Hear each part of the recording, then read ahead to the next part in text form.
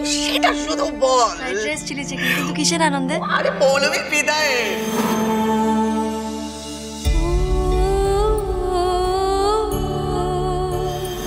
তোকে বললাম না আমি যে পৌলমীকে বলবি এ বাড়ি থেকে চলে যেতে? তা না বলে তুই ওকে নিয়ে কোথায় গেছিলিস?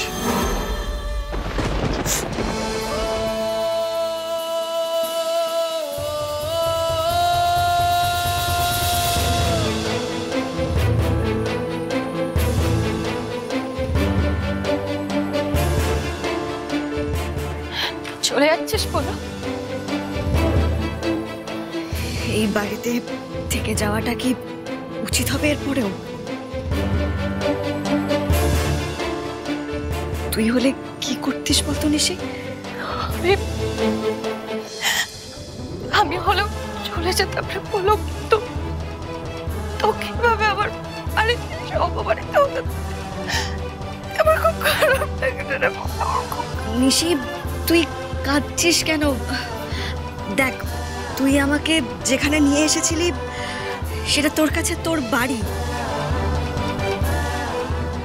কিন্তু আমার কাছে সেটা একটা রহস্যের বাক্স। যে রহস্যের বাক্সের ডালাটা খোলার আগেই বন্ধ করে দিতে হলো।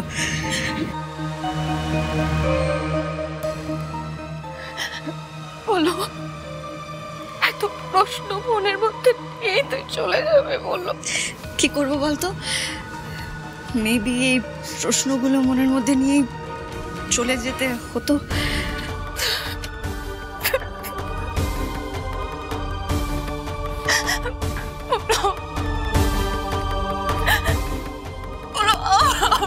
খারাপ লাগছে বলো, আমার খুব খারাপ লাগছে। তোকে এইভাবে অপমানিত হয় আমার বাড়ি থেকে চলে যেতে দেখতে আমার খুব খারাপ লাগছে। নিশি,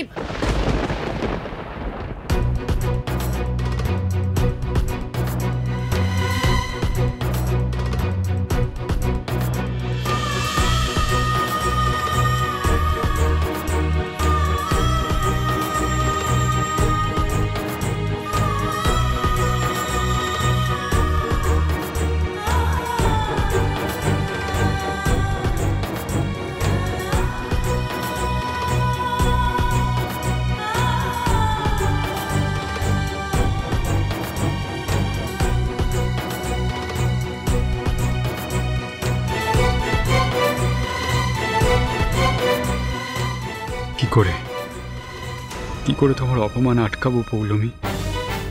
কি করে তোমার চলে যাওয়াটা আটকাবো?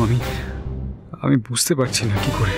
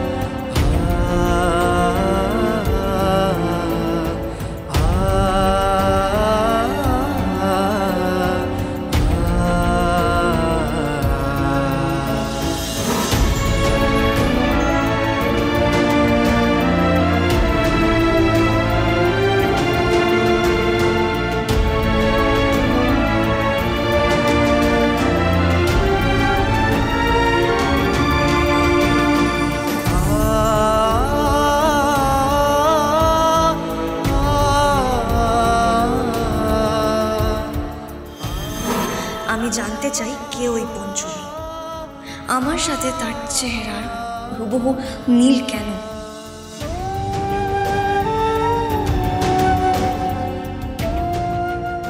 কারা থাকতো এই বাড়িতে, কি হয়েছিল?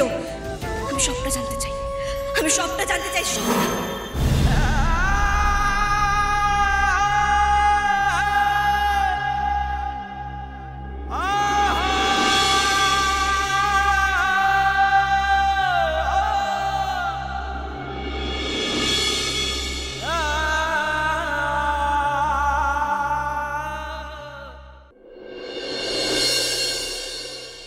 নাগমণি? কিন্তু নাগমণি বলে আদৌ কিছু হয় নাকি কলিযুগে? কিন্তু যদি হয় তাহলে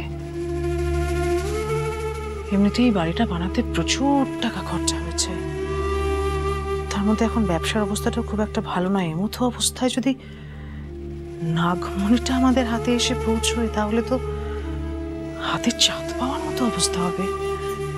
মা, হ্যাঁ হ্যাঁ হ্যাঁ, কি বলছো একটু জোরে বলো। দেখো, এই ব্যবসাটা তো একা শ্বশুর মশাইয়ের না, এখানে তো জেঠুরও ভাগ আছে। এটা তো আমাদের ফ্যামিলি বিজনেস। তুমি ঠিক বলছো, একদম ঠিক বলছো লগ্না। দাদা এখন ব্যবসাটা দেখছে না কারণ দাদার চাকরিটা আছে বলে, কিন্তু কোনোদিন ভবিষ্যতে কোনোদিন যদি হঠাৎ করে ব্যবসার হিসেব চায় তখন তোমার শ্বশুর মশাই আর উর্বিশ কি হিসেব দিতে পারবে? না, ওদের যা দুহাতে খরচ করার অভ্যেস, ওরা মেলাতে পারবে হিসেব? বলো তো। না না না না, এই মুহূর্তে পারবে না। তাহলে আমাদের হিসেব মেলানোর জন্য আমাদের এরকম একটা নাগমণির প্রয়োজন।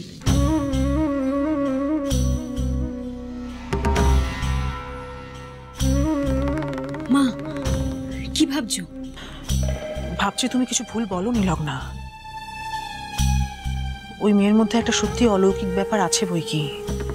সারা বাড়িতে সাপ তো ও দেখতে পায়, কই আমরা তো পাই না। আর তাছাড়া কামিনী ম্যাডাম এসে ওকেই বা কেন নাগমণির কথা বলবে? সেটাই তো সব থেকে বড় প্রশ্ন। না, এর থেকেও বড় প্রশ্ন যে কামিনী কি করে জানলো যে এই বাড়িতে নাগমণি আছে আর সেটা একমাত্র পৌলমীর হাতেই দেওয়া যাবে? এটা কামিনী কি করে জানলো? দেখো মা, কামিনী আর পৌলমী দুজনেরই আচরণ ভীষণ সন্দেহজনক। তাই আমাদেরকে এখন একটু অন্যভাবে ভাবতে হবে।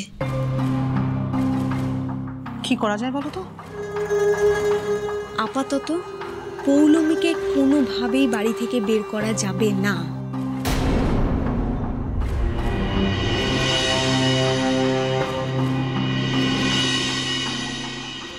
ও যদি বেরিয়ে যায় তাহলে কিন্তু আমরা কোনোভাবেই নাগমণি পাবো না। আর রহস্য? রহস্য সমাধান পরে হবে, আগে সুযোগের সদ্ব্যবহার করতে হবে। ভেবে দেখো মা, একবার ভেবে দেখো, যে গ্রহরত্ন ব্যবসায়ীর বাড়িতে নাগমণি আছে সেই ব্যবসায়ী তো সব থেকে বড় হবে, শ্রেষ্ঠ হবে।